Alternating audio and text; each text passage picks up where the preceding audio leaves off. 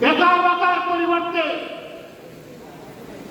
এরাই দেশে সকল ক্ষেত্রে বিপ্লব সাধন করবে। সেই বিপ্লবের বাণী তাদের মুখে পৌঁছে দিতে চাই, শক্তি তাদের মুখে তুলে দিতে চাই, আর তাদের হাতে কাজ তুলে দিতে চাই।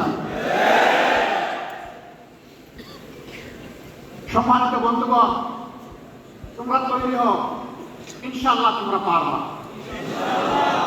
আমরা তোমাদের সাথে আছি। আমি বরাবর বলি, চুল দাড়ি সাদা থেকে ভুল বুঝবা না, তোমাদের চাইতে আমরা কম যুবক না।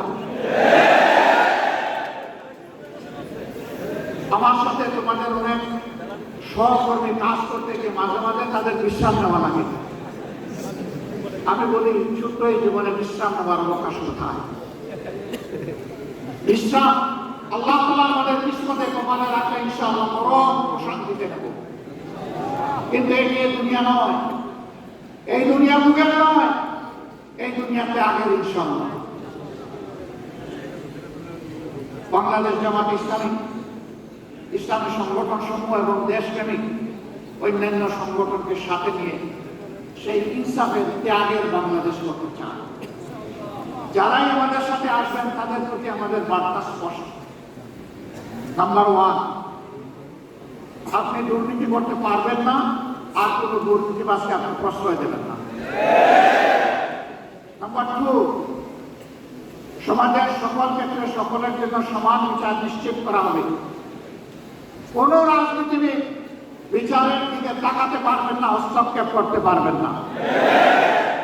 নাম্বার থ্রি, সকল জঞ্জালের কবর রচনা করার জন্য জনগণ যে সংস্কারের দিকে তাকিয়ে আছে, সেই সংস্কারের সমস্ত সুপারিশমালাকে বাস্তবায়ন করার প্রতিশ্রুতি দিতে হবে।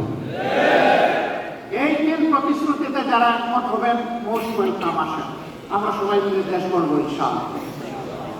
সব ধর্ম, সব দল, সব জাতি মিলে ঐক্যবদ্ধ বাংলাদেশ নিয়ে আমরা সামনে এগিয়ে যাব। সেই ঐক্যবদ্ধ বাংলাদেশ ইনশাআল্লাহ শুধু বাংলাদেশকে রাস্তা দেখাবে না, ইনশাআল্লাহ সেই বাংলাদেশ দুনিয়ার বহু দেশকে রাস্তা দেখাবে ইনশাআল্লাহ। সেই দিনটির অপেক্ষায় আমরা লড়ে যাব। আমরা আমাদের জায়গা থেকে সর্বোচ্চটা দিয়ে যাব। আল্লাহ রাব্বুল আলামিন আমাদেরকে সাহায্য করুন, আল্লাহ রাব্বুল আলামিন আমাদেরকে রহম করুন, এবং আল্লাহ রাব্বুল আলামিন তার নিজের জন্য খালেসভাবে আমাদেরকে কবুল করুন। আজকের এই সম্মেলনে আমাকে এখানে কথা বলার সুযোগ করে দেওয়ার জন্য আরেকবার ইসলামী ছাত্র শিবিরকে অন্তরের অন্তঃস্থল থেকে ধন্যবাদ, গভীর কৃতজ্ঞতা জানিয়ে আমার বক্তব্য এখানে শেষ করছি। আল্লাহ হাফেজ।